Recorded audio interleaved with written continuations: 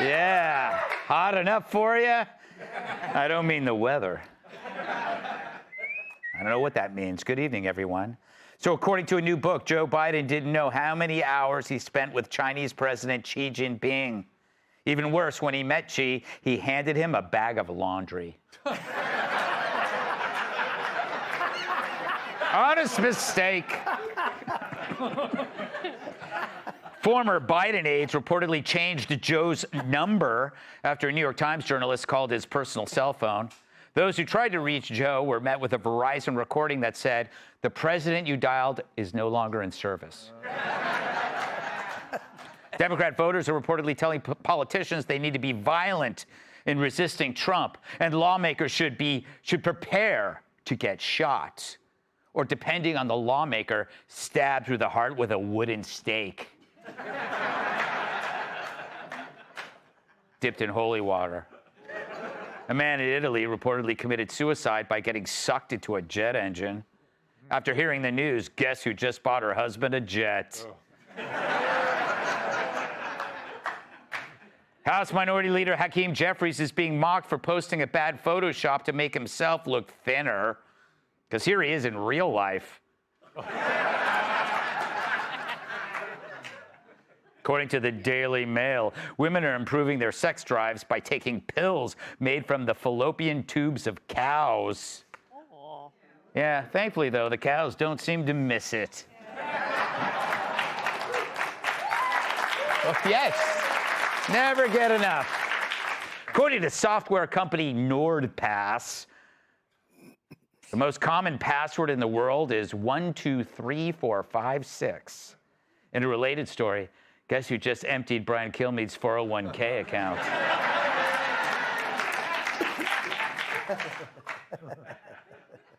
And I think this is finally, I'm not sure.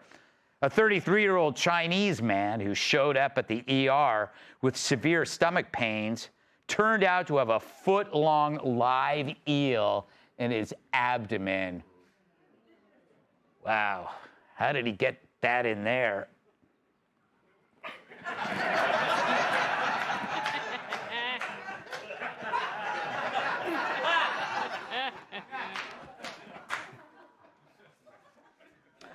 So, monologue time. House Democrats are claiming that their base is so angry that they're demanding a disregard for American institutions, even the rule of law. One voter even wanted Democrat lawmakers to be willing to get shot when visiting ICE facilities. Finally, something we can all agree on. Kid. But that's how you know when your party's when you hope your leaders get lead poisoning. One lawmaker said their own base thinks resistance to Trump is so futile that there needs to be blood. And they're tired of waiting for Tim Walz's time of the month. So after years of lies, from Trump is Hitler to Jasmine Crockett can read, they've worked themselves into a frenzy, saying Trump's got to be stopped by force. So as if given orders from above, a gunman in tactical gear opened fire on Border Patrol agents in Texas. Agents returned fire, and the shooter is deader than the elastic in Jerry Nadler's underpants. But a local police officer was hit and is in stable condition. Democrats say, we won't know a motive, unless, of course, we find out he's Republican. Meanwhile, 10 people now face charges after a planned ambush on an ICE facility in Alvarado, Texas, intending to kill ICE corrections officers. There, up to 12 people in black military-style clothing began shooting fireworks at the facility. In Portland on Friday, anti-ICE protests ended ugly as protesters clashed with officers. Of course, this year we've seen Teslas burned after the Dems made Elon the new Hitler. In L.A., Dems turned a blind eye as cars were torched and concrete was hurled onto police cars on the freeway.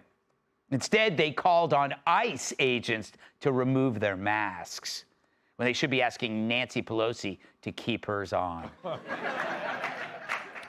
But storming a New Jersey ICE facility, crashing a news conference, or throwing rocks at ICE vans, just another day for the party. Luckily, a lot of them throw like bitches. So what's the Dem leadership doing? Well, here's Hakeem Jeffries, the House Minority Leader, posing with a baseball bat, vowing to push back against Trump's legislation. Well, that's one player they'll never have to test for steroids. Hakeem posing with a baseball bat is about as believable as AOC posing at the library. But you'd think the Dems would have learned after Trump's near assassinations that demonization can lead to death. Or maybe that is the lesson they learned and they liked it. And if your party's a failed institution, why not bring on the violence? So imagine you're one of America's enemies. You got to be thrilled with your 10-year plan to destroy America. It's right on schedule. First, you radicalized a segment of society, exploiting the egos of elite campus activists. Then you made the idea of a border a toxic symptom of Western imperialism. You created a mass invasion, flooding the country with millions of unknowns. And now you got actual citizens waging war against its own system. It's funny, though, I don't think any of our global enemies could have pulled this one off. I bet they're wondering who did. Perhaps we're the first country to create its own existential enemy. And true, the right will always be better armed and better at using those arms. But unlike the left, we don't see violence as an acceptable political remedy. It's why the only gun used on Jan 6th was by a Democrat cop on an unarmed protester. Fact is, the left views everything as a power struggle between oppressed and oppressor. And they believe there are no limits when fighting the oppressor. So the Dems were right when they warned about threats against democracy and political violence.